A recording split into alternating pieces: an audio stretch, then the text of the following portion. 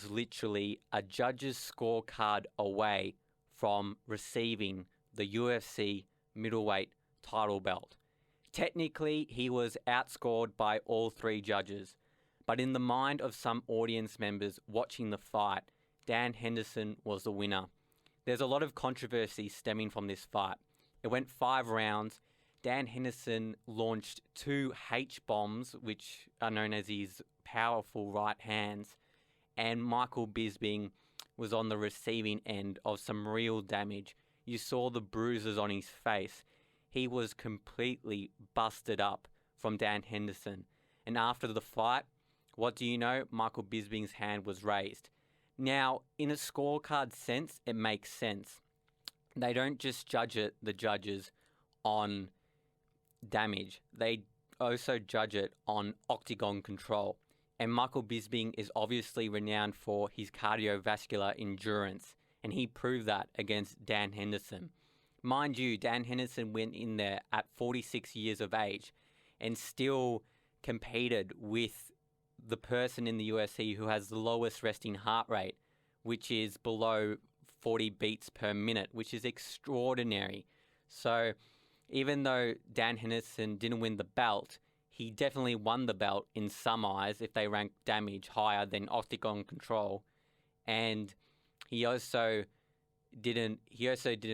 managed in the cardio side of things when others thought Bisping in the later rounds would just pick him apart. That wasn't the case. Some people even had Henderson winning the 5th round instead of Bisping.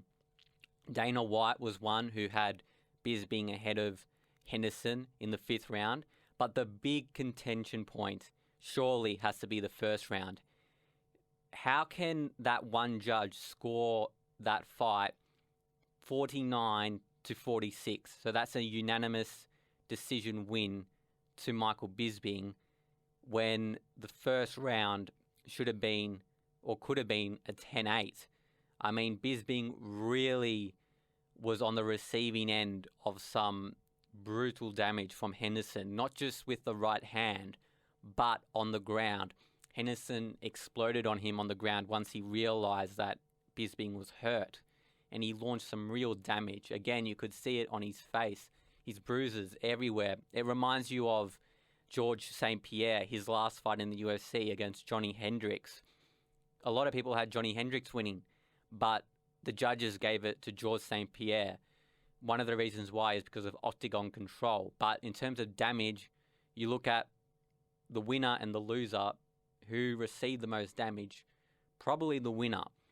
And this raises a philosophical question whether damage should be ranked equal to or higher than octagon control. Octagon control demonstrates that you have ownership of the fight. You're not just relying on a lucky punch, a lucky kick, a lucky submission. You're controlling the fight, you're dictating the pace, and that's why they rank that really highly. But damage in itself is quite an underrated part of the scorecard, not in terms of fan viewership, because fan viewership pay to see good knockouts, good submissions, but the judges don't rank it the way as people see it, and that's just the reality. And so when you get past that case, it's a matter of playing to the sport rather than the fight. Big difference between fight and sport.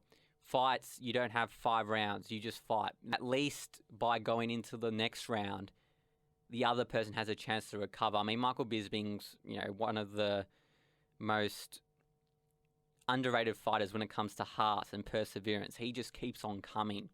And we didn't get to see that in the Luke Rockhold fight where he knocked him out in the 1st round. But, we saw it with Anderson Silva. We saw it with Dan Henderson now. He just can take the punishment and come back. But a lot of people are saying that Dan Henderson won the UFC middleweight title belt, and it's hard to disagree with them as much as Michael Bisping deserves it.